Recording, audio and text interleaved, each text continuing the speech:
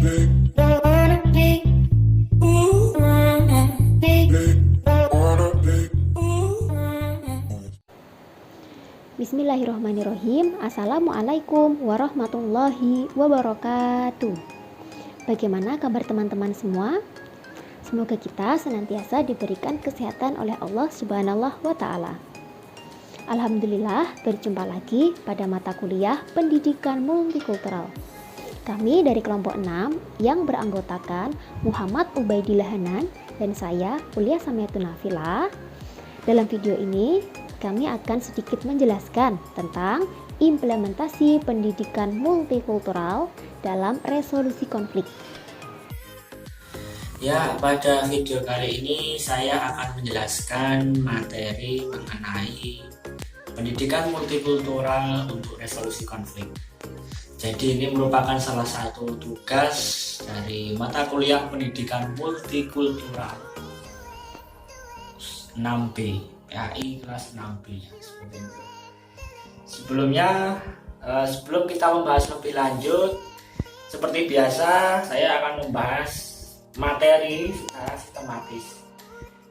Judulnya yaitu implementasi pendidikan multikultural untuk resolusi konflik.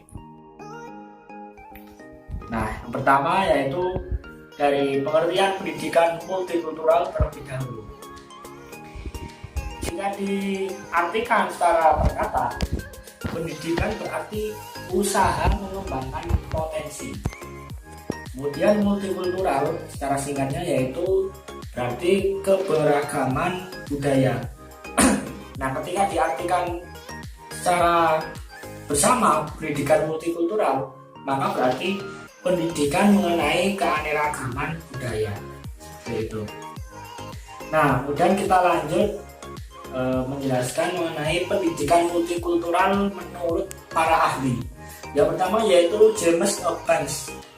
James Eubanks mendefinisikan bahwa pendidikan multikultural adalah konsep, ide, atau falsafah sebagai suatu rangkaian kepercayaan dan penjelasan yang mengakui dan menilai pentingnya keberagaman budaya dan etnis di dalam membentuk gaya hidup, pengalaman sosial, identitas pribadi, kesempatan-kesempatan pendidikan dari individu, kelompok, maupun negara. Nah, itu pengertian pendidikan multikultural dari James Eubanks. Kemudian dari Leitisna untuk mengatakan bahwa pendidikan multikultural merupakan kebijakan dan praktik pendidikan yang berusaha untuk menegaskan pluralisme budaya, perbedaan gender, kemampuan, kelas sosial, ras, seksualitas, dan sebagainya. Kemudian lanjut menurut Tilar yaitu menjelaskan bahwa pendidikan multikultural merupakan sebuah ikhtiar untuk mengurangi gesekan-gesekan atau ketegangan-ketegangan yang diakibatkan oleh perbedaan-perbedaan dalam masyarakat. Pendidikan multikultural merupakan upaya mereduksi berbagai jenis prasangka sosial yang secara potensial hidup dalam masyarakat pluralis. Nah, dari beberapa pendapat tokoh-tokoh tadi, maka dapat saya simpulkan bahwa pendidikan multikultural itu sebuah konsep atau nilai keragaman budaya yang kemudian dimasukkan ke dalam praktik pendidikan. Guna apa? Guna mengurangi adanya konflik yang diakibatkan oleh perbedaan dalam bermasyarakat. Nah, seperti itu. Konflik merupakan suatu gejala sosial yang selalu muncul dalam kehidupan warga negara, baik dalam lingkungan kecil seperti keluarga maupun lingkup luas seperti dalam berkehidupan berbangsa dan bernegara. Konflik bersifat inheren yang artinya konflik akan senantiasa ada dalam setiap ruang dan waktu, di mana saja dan kapan saja dalam kehidupan bermasyarakat. Dalam hal ini, masyarakat merupakan arena konflik atau arena pertentangan dan integrasi yang sentiasa berlangsung setiap saat. Oleh sebab itu, konflik dan integrasi sosial merupakan gejala yang selalu mengisi setiap kehidupan berbangsa dan bernegara. Hal-hal yang mendorong timbulnya konflik dan integrasi adalah adanya persamaan dan perbedaan kepentingan tiap individu. Konflik secara etimologis berasal dari bahasa Latin yaitu configer yang artinya saling memikul. Menurut Antonius, konflik merupakan sebuah tindakan salah satu pihak yang berdampak menghalangi, menghambat atau mengganggu pihak lain, di mana hal ini dapat terjadi antar kelompok dalam masyarakat ataupun dalam hubungan antar pribadi tiap individu. Hal tersebut sejalan dengan pendapat Deutsch yang seorang tokoh yang mendalami bidang resolusi konflik, yang menyatakan bahwa dalam konflik, interaksi sosial antara individu ataupun kelompok lebih dipengaruhi oleh perbedaan daripada oleh persamaan. Karena itu mengakibatkan adanya suatu benturan karena adanya hal-hal yang tidak sejalan. Pengertian konflik dalam hal ini adalah sebuah pertikaian yang terjadi baik antara individu dengan individu lain, kelompok dengan kelompok lain, ataupun antara individu dengan kelompok karena beberapa alasan, serta pertikaian menunjukkan adanya perbedaan antara dua atau lebih individu yang diekspresikan, diingat, dan dialami yang berupa perselisihan, adanya ketegangan, atau munculnya kesulitan lain di antara dua pihak atau lebih, dan sampai kepada tahap di mana pihak-pihak yang terlibat memandang satu sama lain sebagai penghalang dan pengganggu tercapainya kebutuhan dan tujuan dari masing-masing pihak. Dan kita lanjut pada pengertian konflik. Konflik secara bahasa berarti memukul. Secara terminologi atau secara istilah, konflik itu berarti sebuah pertikaian yang terjadi baik antara individu dengan individu lain, kelompok dengan kelompok lain, ataupun antara individu satu dengan kelompok karena adanya beberapa alasan serta pertikaian yang menunjukkan adanya perbedaan. Jadi pada intinya itu konflik adalah ketidaksamaan pendapat atau perbedaan antara satu individu dengan individu lain, dengan kelompok satu dengan kelompok lain, dan lain sebagainya. Selanjutnya yaitu faktor-faktor penyebab terjadinya konflik. Faktor-faktor penyebab terjadinya konflik ada 5 macam. Yang pertama yaitu faktor politik, ekonomi, dan sosial budaya yang berbeda dan memiliki pengaruh yang sangat kuat terhadap munculnya konflik. Yang pertama itu latar belakang dari perbedaan politik, ekonomi, dan keadaan sosial budaya kemudian menjadikan adanya konflik. Itu yang pertama. Yang kedua yaitu ketidaksepahaman pemikiran. Nah, adanya ketidaksepahaman pemikiran itu juga dapat menyebabkan konflik karena jika tidak ditanggapi dengan sangat baik atau dengan istilahnya kebersamaan, itu akan menyebabkan konflik. Kemudian ketiga yaitu sikap tidak simpatik terhadap suatu pihak. Nah, maksud dari sikap tidak simpatik terhadap suatu pihak itu misalnya dari pihak satu dengan pihak yang lain itu kurang memiliki sikap respect atau menghargai, nah, seperti itu. Kemudian yang keempat yaitu rasa tidak puas terhadap kelompok masyarakat, rasa tidak senang, iri dengki, dan lain-lain. Dan yang kelima yaitu rasa gengsi untuk mempertahankan harga diri yang berlebihan dan berakibat pada tindakan untuk melakukan rekayasa dan manipulasi untuk mencapai tujuan yang diinginkan. Nah, ini juga salah satu faktor penyebab terjadinya konflik. Jadi timbulnya rasa gengsi ya, seperti itu. Kemudian lanjut kita ke bentuk-bentuk konflik. Jadi bentuk-bentuk konflik itu ada 2 macam. Yang pertama yaitu konflik destruktif. Konflik yang muncul karena adanya perasaan tidak senang, rasa benci dan dendam dari seseorang ataupun kelompok. Kemudian yang kedua yaitu konflik konstruktif yang muncul karena adanya perbedaan pendapat dari individu-individu atau kelompok-kelompok dalam menghadapi suatu permasalahan. Nah, kalau yang pertama itu tadi konflik destruktif, itu konflik yang timbul karena iri dengki. Jadi kesannya seperti konflik tersebut timbul karena perasaan yang tidak sehat. Namun jika yang kedua, konflik konstruktif, itu karena terjadinya perbedaan pendapat. Nah, perbedaan pendapat ini bisa misalnya ketika sedang berdiskusi atau rapat dan lain sebagainya. Nah, itu. Jadi perbedaannya itu dari munculnya suatu konflik tersebut. Faktor-faktor penyebab terjadinya konflik. Yang pertama, adanya faktor politik, ekonomi, dan sosial budaya yang berbeda dan memiliki pengaruh yang sangat kuat terhadap munculnya konflik. Yang kedua, terdapatnya pemikiran yang menciptakan ketidaksepahaman antara seorang warga negara yang satu dengan yang lain. Ketiga, adanya sikap tidak simpatik terhadap suatu pihak, sistem, dan mekanisme yang ada dalam sebuah kelompok ataupun antar kelompok masyarakat. Keempat, adanya rasa tidak puas terhadap kelompok masyarakat, rasa tidak senang, iri, dengki, dan lain-lain. Sementara tidak dapat berbuat apa-apa, dan apabila harus meninggalkan kelompok akan berisiko menanggung dampak buruk yang lebih besar. Kelima, adanya rasa gengsi untuk mempertahankan harga diri yang berlebihan dan berakibat pada tindakan untuk melakukan rekayasa dan manipulasi untuk mencapai tujuan yang diinginkan tersebut. Nah, bentuk-bentuk konflik itu ada konflik destruktif yang merupakan konflik yang muncul karena adanya perasaan yang tidak senang, rasa benci dan dendam dari seseorang ataupun kelompok terhadap pihak lain yang disebabkan oleh faktor-faktor tertentu. Penyelesaian dalam konflik ini biasanya bersifat negatif. Dan kedua, ada konflik konstruktif, merupakan konflik yang bersifat fungsional.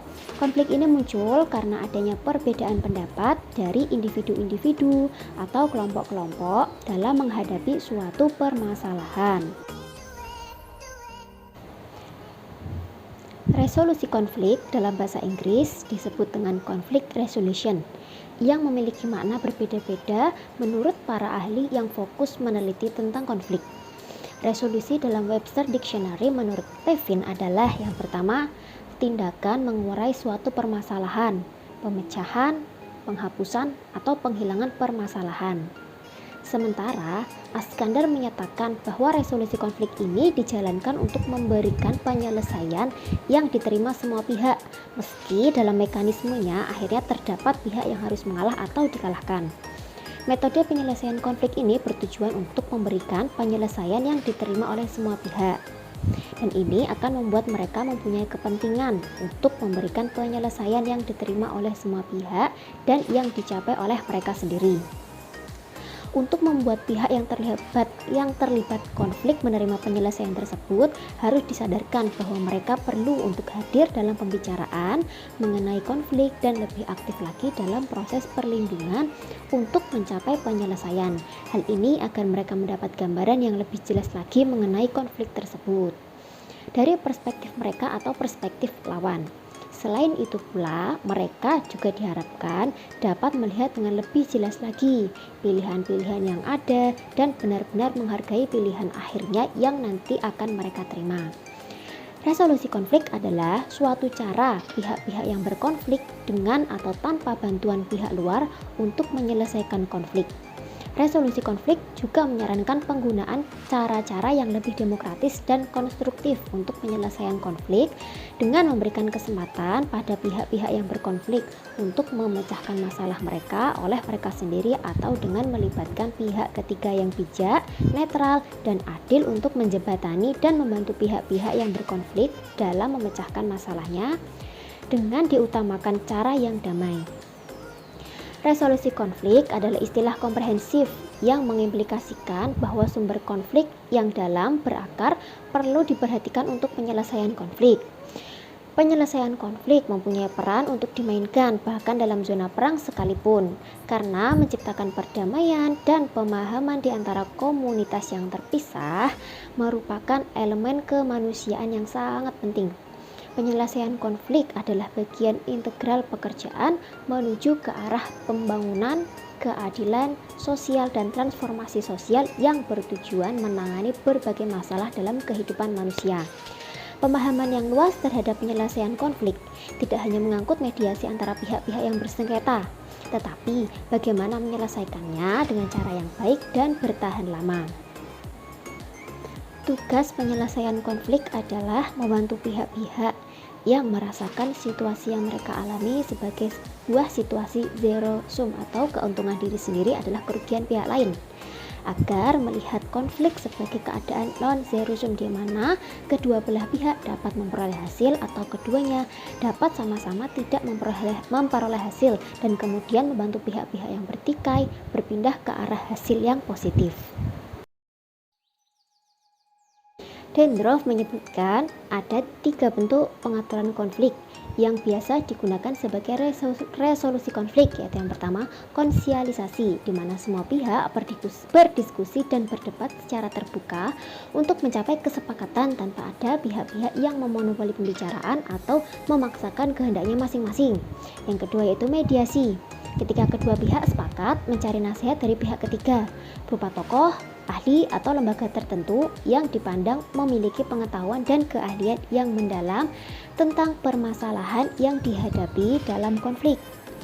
Nasihat yang diberikan oleh mediator tidak mengikat kedua pihak yang bertikai dalam konflik, hanya sebatas sebagai saran. Yang ketiga, arbitrasi. Kedua belah pihak sepakat untuk mendapat keputusan akhir yang bersifat legal dari arbiter sebagai jalan keluar untuk menyelesaikan konflik. Menanggapi konflik merupakan bagian dari keterampilan hidup sebagaimana yang dikemukakan oleh Bartos, bahwa handling conflict is simply one of the life skill learned and practiced. Some of us can do it much better than others do.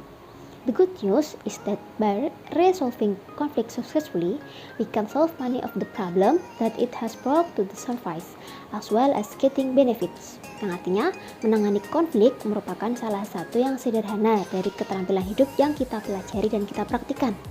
Beberapa dari kita dapat melakukan lebih baik dari yang dilakukan oleh yang lainnya. Berita baiknya adalah bahwa dengan menyelesaikan konflik secara sukses, kita dapat menyelesaikan banyak masalah yang telah membawa ke permukaan. Dengan demikian, penanganan konflik perlu menjadi salah satu kajian yang sangat penting dalam pendidikan multikultural. Peranan pendidikan multikultural dalam menangani konflik seperti yang dikemukakan oleh Bartos adalah yang pertama, encourage understanding the discussion needed to resolve conflict, expand people awareness of the situation, giving them an insight into how they can achieve their own goal without undermining those of other people. Meningkatkan pemahaman. Diskusi diperlukan untuk menyelesaikan konflik dengan menambah kesadaran orang-orang mengenai situasi, memberikan mereka suatu pandangan ke dalam bagaimana mereka dapat mencapai tujuan sendiri tanpa mengurangi percaya diri orang-orang lain. Yang kedua, increase group cohesion. When conflict is resolved effectively, team members can develop stronger mutual respect and renewed faith in their ability to work together. Meningkatkan keeratan kelompok. Ketika konflik diselesaikan secara efektif, anggota tim dapat mengembangkan penghargaan kuat bersama dan keyakinan yang terbarui kembali dalam kemampuan mereka untuk bekerja bersama-sama. Ketiga, improve self-knowledge. Conflict push individual to examine their goal in close detail, helping them understand the things that are most important to them, sharpening their focus and enhancing their effectiveness. Memperbaiki pengetahuan diri. Konflik itu mendorong individu untuk mengkaji tujuan mereka dengan rincian akhir, membantu mereka memahami sesuatu yang paling penting bagi mereka, menajamkan fokus mereka, dan memperbaiki efektivitas mereka. Pada intinya, pendidikan multikultural dapat berperan untuk meningkatkan pemahaman terhadap situasi konflik dan kesadaran untuk segera menyelesaikannya. Meningkatkan keeratan kelompok kultural agar apabila terjadi konflik dapat diselesaikan secara efektif berdasarkan pada saling menghargai secara bersama-sama dan menyempurnakan pengetahuan diri sendiri untuk mengkaji secara lebih dalam dan dekat agar dapat membantu untuk memberikan pemahaman dan menajamkan fokus terhadap segala permasalahan yang mengawali terjadinya konflik dan meningkatkan keefektifan mengatasi suatu konflik.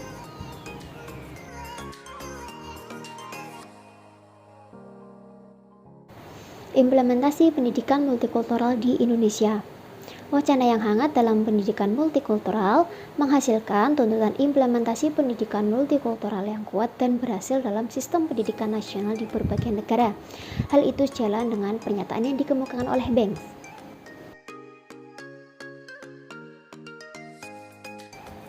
Bahwa terdapat kesepakatan umum di antara banyak ahli dan peneliti untuk pendidikan multikultural yang diimplementasikan secara sukses. Perubahan institusional harus dibuat, termasuk perubahan dalam kurikulum, bahan-bahan pembelajaran, gaya mengajar dan belajar, sikap persepsi, perilaku guru dan administrator, tujuan, norma, dan budaya sekolah.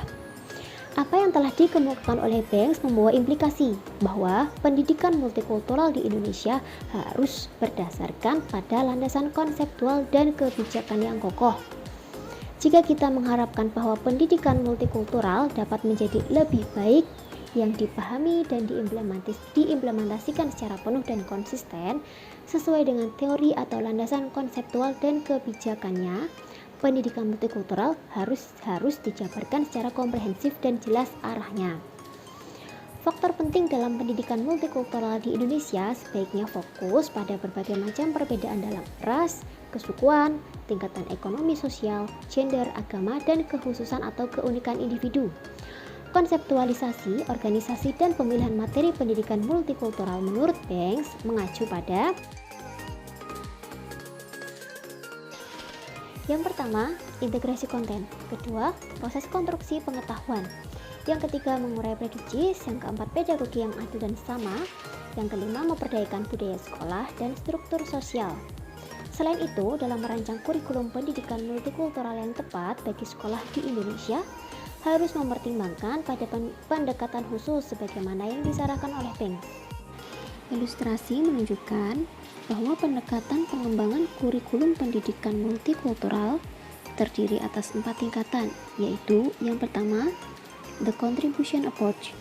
Cakupan dari pendekatan ini adalah heroes, heroines, holiday, food, and discrete cultural element are celebrated actionally. Yang kedua, the additive approach. Cakupan dari pendekatan ini adalah content, konsep, listen, and units are added to the curriculum without change its structure. Yang ketiga, the transformation approach. Cakupan dari pendekatan ini adalah the structure of the curriculum is changed to enable student to view concept, issues, event, and themes from the perspective of different ethnic and cultural group. Yang keempat, the action approach. Cakupan dari pendekatan ini adalah student make decision on important personal, social, and civic problem and take action to help solve them. Jadi, bagaimana melaksanakan pembelajaran pendidikan multikultural yang dapat memberikan kemampuan kepada peserta didik untuk mengatasi konflik di dalam kelas atau teaching children to solve conflict in the classroom dijelaskan oleh Licona. Dengan cara yang pertama, using less meeting to deal with conflict. Yang kedua, leading student talk actual conflict. Yang ketiga, assigning student as conflict manager. Keempat, encouraging student responsibility for solving their own problem. And conduction conflict training with older student. Yaitu yang pertama, menggunakan pertandingan kelas untuk mengurangi konflik. Yang kedua, membimbing peserta didik melalui konflik nyata. Ketiga, menugaskan peserta didik sebagai manajer konflik. Keempat, meningkatkan tanggung jawab peserta didik untuk menyelesaikan masalah mereka sendiri. Dan yang terakhir, menyelenggarakan pelatihan konflik dengan peserta didik yang lebih tua. Baiklah, cukup sekian dari kami. Terima kasih atas perhatiannya. Akhirul kalam, wassalamualaikum warahmatullahi wabarakatuh.